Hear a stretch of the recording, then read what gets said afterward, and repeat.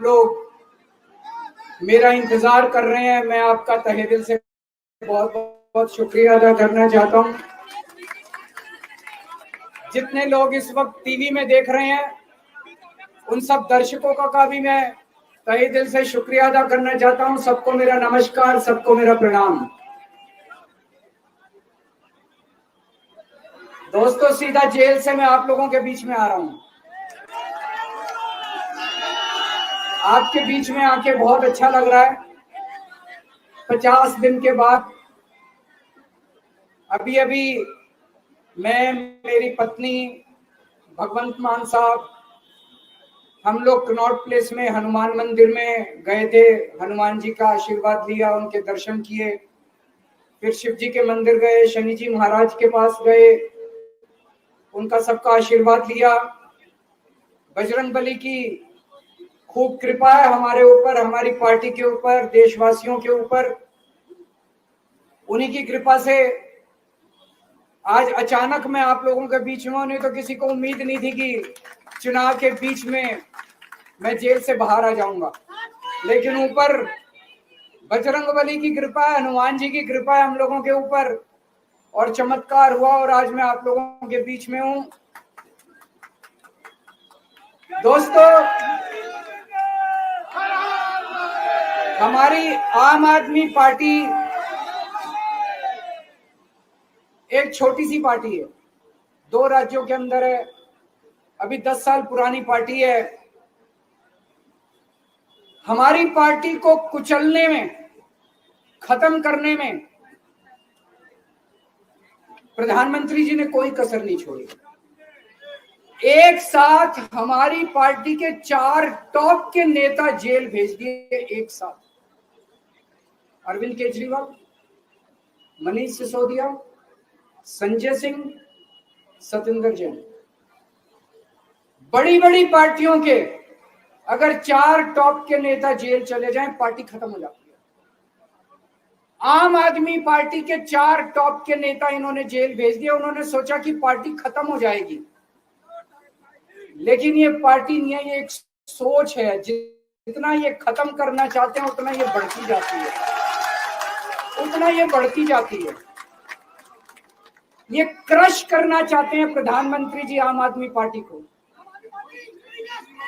जो लोग मोदी जी से मिलने जाते हैं, वो कई लोग हमें भी जानते हैं, वो बाहर आके हमें बताते हैं कि आपके बारे में सबसे पहले मोदी जी से जो भी मिलने जाता है, सबसे पहले वो केजरीवाल की और आम आदमी पार्टी की 10 से 15 मिनट बात करते हैं।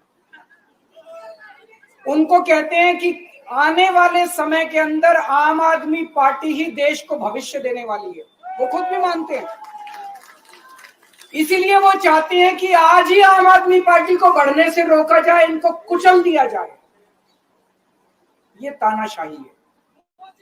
अगर उनको लगता है कि आम आदमी पार्टी आने वाले समय में बीजेपी को चैलेंज देने वाली है, आप अच्छे काम करो, आप देश को भविष्य दो। आज आपकी सरकार है केंद्र के अंदर, आप देश के लिए काम करोगे, आम आदमी पार्टी को कोई पूछेगा ही नहीं। लेकिन आप कुछ काम नहीं करो और आम आदमी पार्टी को कुचल दो, ये जनतंत्र नहीं है, ये इस देश की जनता पसंद नहीं करती। इन्होंने आम आदमी पार्टी को कुचलने में कोई कसर नहीं छोड़ी। छोटे से लोग हैं हम लोग, छोटी सी पार्टी है। 75 साल के अंदर इस कदर किसी पार्टी को और उसके नेताओं को प्रताड़ित नहीं किया गया जिस तरह से प्रधानमंत्री मोदी जी ने आम आदमी पार्टी को प्रताड़ित करने की कोशिश की है। मेरे को इन्होंने जेल भेज दिया। प्रधानमंत्री जी कह रहे हैं मैं भ्रष्टाचार से लड़ रहा हूं। देश के सबसे बड़े चोर, उचक्के और डकैतों को इन्होंने अपनी पार्टी में शामिल कर लिया।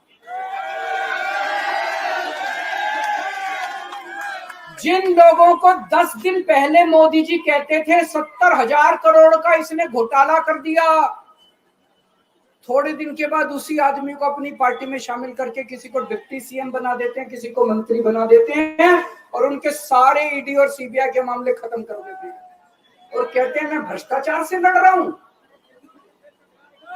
मैं मोदी जी को कहना चाहता हूं, भ्रष्टाचार से अगर लड़ाई लड़नी है तो केजरीवाल से सीखो। प्रधानमंत्री जी, भ्रष्टाचार के खिलाफ लड़ाई केजरीवाल ने लड़ी है। 2015 में जब दिल्ली में हमारी सरकार बनी थी, हमारे एक मंत्री का एक ऑडियो मेरे पास किसी ने व्हाट्सएप कर दिया। उस ऑडियो में मेरा मंत्री किसी दुकान वाले से 5 लाख रुपए मांग रहा था। किसी मीडिया वाले को नहीं पता था, विपक्ष को नहीं पता था। आप लोगों को याद होगा, मैंने अपने खुद मंत्री को सीबीआई के हवाले कर दिया, जेल भेज दिया था अपने मंत्री को। ये होती है भ्रष्टाचार के खिलाफ लड़ाई। पंजाब के अंदर मेरा एक मंत्री भ्रष्टाचार में, मेरे को पता चला कि वो पैसे मांग रहा है। वहां पे मान साहब ने उसको, किसी को भी, विपक्ष को नहीं पता था, मीडिया को नहीं पता था, हमने अपने मंत्री को उठा के जेल में भेज दिया। तुम देश के सारे चोर उचक्के डकैतों को अपनी पार्टी में शामिल कर लो और केजरीवाल को जेल भेज दो और कहो मैं भ्रष्टाचार के खिलाफ लड़ रहा हूं। तो आप भ्रष्टाचार के खिलाफ नहीं लड़ रहे प्रधानमंत्री जी। आप देशवासियों को बेवकूफ मत समझो। देश बच्चे बच्चे की जुबान के ऊपर हो रहा है कि सारे चोर चक्कों को अपनी पार्टी में शामिल करके और ईडी और सीबीआई के सारे केस उनके रफा दफा कर। केजरीवाल को क्यों गिरफ्तार किया? केजरीवाल को गिरफ्तार करके उन्होंने एक मैसेज दिया है सारे देश को कि अगर मैं केजरीवाल को गिरफ्तार कर सकता हूं तो किसी को भी गिरफ्तार कर सकता हूं। कोई केस नहीं होगा, कोई मामला नहीं होगा, तब भी मैं तुमको गिरफ्तार कर सकता हूं। एक बेहद खतरनाक मिशन चालू किया हुआ है प्रधानमंत्री जी ने, बहुत ही खतरनाक। देशवासियों को यह समझने की, अब जब मैं बोलने जा रहा हूं, समझने की जरूरत है। उस मिशन का नाम है वन नेशन वन लीडर। देश के सारे नेताओं को खत्म करना चाहते हैं मोदी जी, और इसको 2 स्तर के ऊपर इस मिशन को चला रहे हैं। जितने विपक्ष के नेता हैं उनको जेल भेजेंगे और जितने बीजेपी के नेता हैं उनको सबको निपटा देंगे, उनकी राजनीति खत्म करते जाएंगे, उनको सबको निपटाते जाएंगे। विपक्ष के अंदर आज इन्होंने मनीष सिसोदिया को जेल भेज दिया, संजय सिंह को जेल भेज दिया, सत्येंद्र जैन को जेल भेज दिया, केजरीवाल को जेल भेज दिया, हेमंत सोरेन को जेल भेज दिया, ममता दीदी के कई मंत्रियों को जेल भेज दिया, स्टालिन के कई मंत्रियों को जेल भेज दिया, केरला के सीएम के पीछे पड़े हैं। अगर ये चुनाव जीत गए, मेरे से लिखवा लो एफिडेविट के ऊपर, थोड़े दिन के बाद ममता दीदी जेल में होंगी, तेजस्वी यादव जेल में होगा, स्टालिन साहब जेल के अंदर होंगे, पिनरई विजयन जेल के अंदर होंगे, उद्धव ठाकरे जेल के अंदर होंगे, जितने विपक्ष के नेता ये सारे जेल के अंदर होंगे। अगर ये चुनाव जीत गए, इन्होंने बीजेपी का एक नेता नहीं छोड़ा। आडवाणी जी की राजनीति खत्म कर दी इन्होंने, मुरली मनोहर जोशी की राजनीति खत्म कर दी, सुमित्रा महाजन की, शिवराज सिंह चौहान जिसने मध्य प्रदेश का चुनाव जीत के दिया इन लोगों ने, शिवराज सिंह चौहान ने उसको मुख्यमंत्री नहीं बनाया, उसकी राजनीति खत्म कर दी। वसुंधरा राजे की राजनीति खत्म कर दी इन्होंने, खट्टर साहब की राजनीति खत्म कर दी, डॉक्टर रमन सिंह की राजनीति खत्म कर दी। अब अगला किसका नंबर है? योगी आदित्यनाथ। अगर ये चुनाव जीत गए, मेरे से लिखवा लो, 2 महीने के अंदर उत्तर प्रदेश का मुख्यमंत्री बदल देंगे। योगी आदित्यनाथ की राजनीति खत्म करेंगे, उनको भी निपटा देंगे। यही तानाशाही है दोस्तों। वन नेशन वन लीडर ये चाहते हैं, एक ही तानाशाह इस देश के अंदर बचेगा, एक ही तानाशाह इस देश के अंदर बचेगा। हमारा देश बहुत महान है, 4000 5000 साल पुराना हमारा देश है।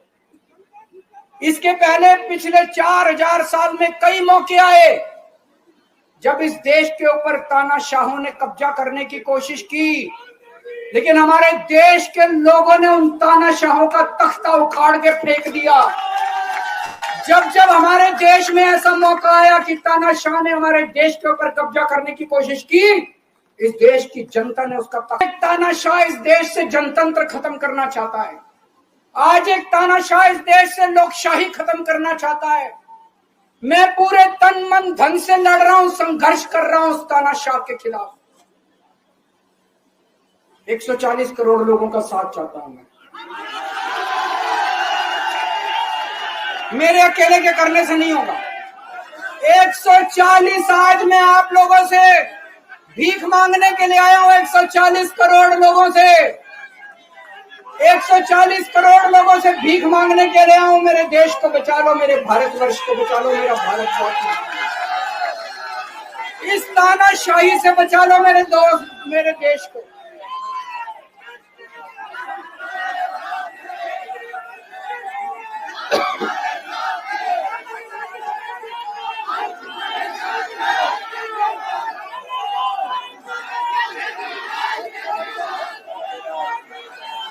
मैं सुप्रीम कोर्ट का बहुत बहुत शुक्रिया अदा करना चाहता हूं। उन्होंने 21 दिन दिए हैं, एक एक दिन में 24 घंटे हैं। मैं एक दिन में 24 में से 36 घंटे काम करूंगा, पूरे देश भर में घूमूंगा इस तानाशाही को रोकने के लिए। दोस्तों, जितनी मेरे अंदर ताकत है, मेरा सब कुछ कुर्बान है देश के लिए। मेरा तन मन धन सब कुछ कुर्बान है मेरे देश के लिए। मेरे खून का एक एक कतरा मेरे देश के लिए, मेरे शरीर का एक एक कतरा, मेरी जिंदगी का एक एक पल मेरे देश के लिए। मेरे देश को बचाने के लिए मैं पूरे देश में जाऊंगा।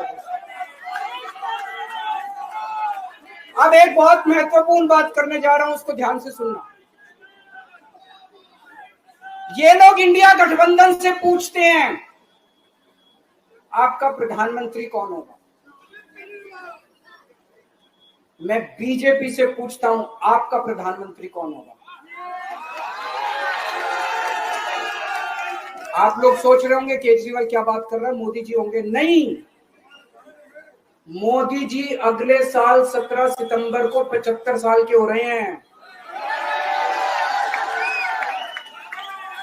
बीजेपी के अंदर मोदी जी ने 2014 में मोदी जी ने खुद ने रूल बनाया था कि बीजेपी के अंदर जो भी 75 साल का होगा उसको रिटायर कर दिया जाएगा। सबसे पहले आडवाणी जी को रिटायर किया गया, उसके बाद मुरली मनोहर जोशी जी को रिटायर किया गया, फिर सुमित्रा महाजन को रिटायर किया गया, फिर यशवंत सिन्हा को रिटायर किया गया। अब मोदी जी अगले साल 17 सितंबर को रिटायर होने वाले हैं। तो मैं बीजेपी से पूछना चाहता हूं आपका प्रधानमंत्री का दावेदार कौन है। दोस्तों, अगले साल 17 सितंबर तक अगर इनकी सरकार बनी, तो उस पर भी आऊंगा मैं। अगर इनकी सरकार बनी तो पहले अगले 2 महीने में योगी जी को निपटाएंगे ये, और उसके बाद मोदी जी के सबसे खास अमित शाह को ये प्रधानमंत्री बनाएंगे। तो मैं लोगों को, देश के लोगों को आगाह करना चाहता हूं, मोदी जी अपने लिए वोट नहीं मांग रहे। मोदी जी अमित शाह को प्रधानमंत्री बनाने के लिए वोट मांग रहे हैं। मैं पूछना चाहता हूं मोदी जी से और अमित शाह जी से, ये मोदी की गारंटी पूरी कौन करेगा? क्या अमित शाह मोदी की गारंटी पूरी करेंगे? जब आप अगर जो वैसे तो मेरे को लगता है मैं भी आऊंगा उसके ऊपर, मुझे नहीं लगता इनकी सरकार बन रही है, लेकिन जो बीजेपी को वोट देने जाएं वो ये सोच के जाना कि आप मोदी जी के नाम पे वोट नहीं दे रहे, आप अमित शाह के नाम पे वोट दे रहे।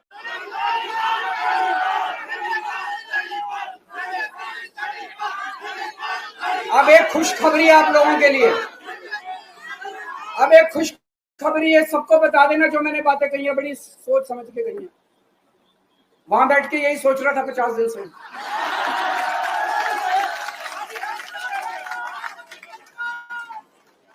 दोस्तों, पूरे देश के मेरे को बाहर निकले हुए 20 घंटे हो गए। इन 20 घंटों के अंदर भी मैंने रात भर में जनता से बात कर रहा था, लोगों से फोन कर रहा था।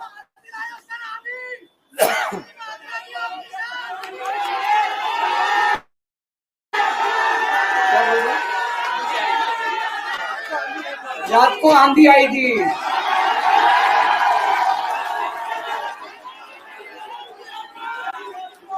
पिछले 20 घंटे में मैंने जो बातचीत करी है, कई बड़े बड़े एक्सपर्ट से बात की, चुनाव विश्लेषकों से बात की, सेफोलॉजिस्ट से बात की, जनता से बात की, फोन पे लोगों से। मेरा अपना आकलन है कि 4 जून के बाद इनकी सरकार नहीं बन रही, मोदी सरकार नहीं।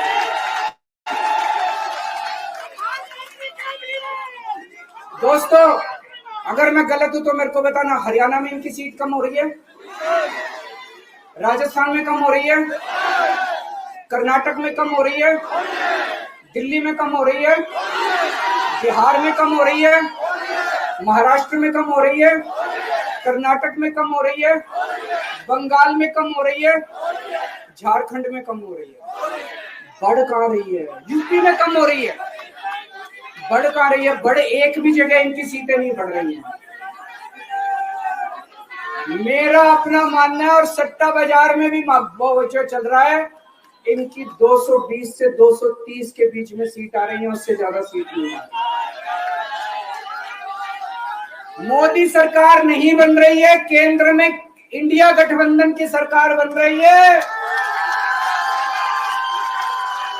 आम आदमी पार्टी उस सरकार का हिस्सा होगी।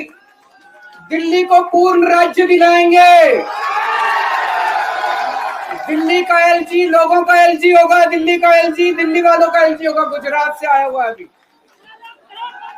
दिल्ली के लोगों का एलजी होगा, दिल्ली के लोगों का विकास होगा। एक और पॉइंट है, जब मैं जेल के अंदर था तो कुछ लोगों ने यह मुद्दा उठाया, केजरीवाल सीएम पद से इस्तीफा क्यों नहीं देता। दोस्तों, केजरीवाल को कभी किसी पद का लालच नहीं हुआ। मैं आप मंत्री, मुख्यमंत्री, प्रधानमंत्री ये सब बनने नहीं आया। इनकम टैक्स में कमिश्नर की नौकरी करता था। कमिश्नर की नौकरी छोड़ के दिल्ली की झुग्गियों के अंदर 1 नहीं, 2 नहीं, 3 नहीं, 10 साल तक मैंने दिल्ली की झुग्गियों के अंदर काम किया है, सुंदर नगरी और नंद नगरी की झुग्गियों के अंदर। इनकम टैक्स कमिश्नर की नौकरी छोड़ के जब मेरे को दिल्ली की जनता ने पहली बार सीएम बनाया, असूलों के ऊपर 49 दिन के अंदर सीएम पद से इस्तीफा दे दिया था। एक चपरासी की नौकरी कोई नहीं छोड़ता। सीएम बनने के लिए लोग अपना दायां हाथ कटाने के लिए तैयार होते हैं। मैंने खुद से अपने आप सीएम की कुर्सी को लात मार दी थी 49 दिन के अंदर। मेरे लिए सीएम पद इंपॉर्टेंट नहीं है। आज मैंने सीएम पद से इस्तीफा क्यों नहीं दिया जेल जाने के बाद? दोस्तों, पिछले 75 साल में भारतवर्ष में इतने राज्यों के चुनाव हुए, इतने राज्यों के चुनाव हुए, दिल्ली के अंदर सबसे ऐतिहासिक बहुमत से आम आदमी पार्टी जीती। 55-56% वोट, एक बार 67 सीट, एक बार 62 सीट। इतने भारी बहुमत से आज तक कोई राज्य की सरकार 75 साल में नहीं जीती। इतने भारी बहुमत से जीतने के बावजूद झूठा केस, अब उनको पता है वो हमें हरा नहीं सकते दिल्ली के अंदर। उन्हें पता है अगले 20 साल तक दिल्ली में आम आदमी पार्टी को कोई नहीं हरा सकता। तो उन्होंने एक षड्यंत्र रचा, राजनीतिक षड्यंत्र रचा। केजरीवाल को झूठे केस में जेल भेज दो, केजरीवाल को इस्तीफा देना पड़ेगा, केजरीवाल की सरकार गिर जाएगी। उन्होंने ये षड्यंत्र रचा। मैंने कहा मैं भी इस्तीफा नहीं दूंगा। तुम अगर जनतंत्र को जेल में कैद करोगे तो जनतंत्र जेल से चला के दिखाएंगे। तो सरकार भी जेल से चला के दिखाएंगे। कतई इस्तीफा तुम्हारे ट्रैप में फंसने वाले नहीं है। ये अगर हेमंत सोरेन साहब को भी इस्तीफा नहीं देना चाहिए था, जेल से सरकार चलानी चाहिए। अगर हमने इस्तीफा दे दिया, ये तो बड़ा अच्छा इनके लिए। जिस राज्य के अंदर ये चुनाव हारेंगे उसके मुख्यमंत्री को पकड़ के जेल में डाल दो, सरकार गिरा दो। उसके मुख्यमंत्री को पकड़ के जेल में डाल दो, सरकार। आज मैं अगर दिल्ली की जेल के अंदर रह के दिल्ली की जेल से इस्तीफा नहीं दे रहा, वो इस तानाशाही के खिलाफ संघर्ष कर रहा हूं, इसको समझ लेना। केजरीवाल को किसी पद का लालच नहीं है। सीएम तो 100 सीएम की कुर्सी देश के नाम कुर्बान है। मुझे पता चला मेरे जेल जाने से बहुत लोग भावुक हुए, खासकर मेरी माँ, बहनें, महिलाएं बहुत रोई। कईयों ने बहुत मन्नतें मांगी। मैं सबका बहुत बहुत शुक्रिया अदा करना चाहता हूं जिन लोगों ने अपनी दुआएं, करोड़ों करोड़ों लोगों ने अपनी दुआएं भेजी हैं। पूरी दुनिया भर से करोड़ों लोगों ने दुआएं भेजी। उन्हीं के आशीर्वाद का कमाल है कि आज मैं आप लोगों के बीच में हूं। आप लोग सब लोग सुखी रहें, देश खूब तरक्की करे, फले फूले, आप सब लोग खूब खुश रहे, ऐसी मेरी प्रभु से इच्छा है। भारत माता की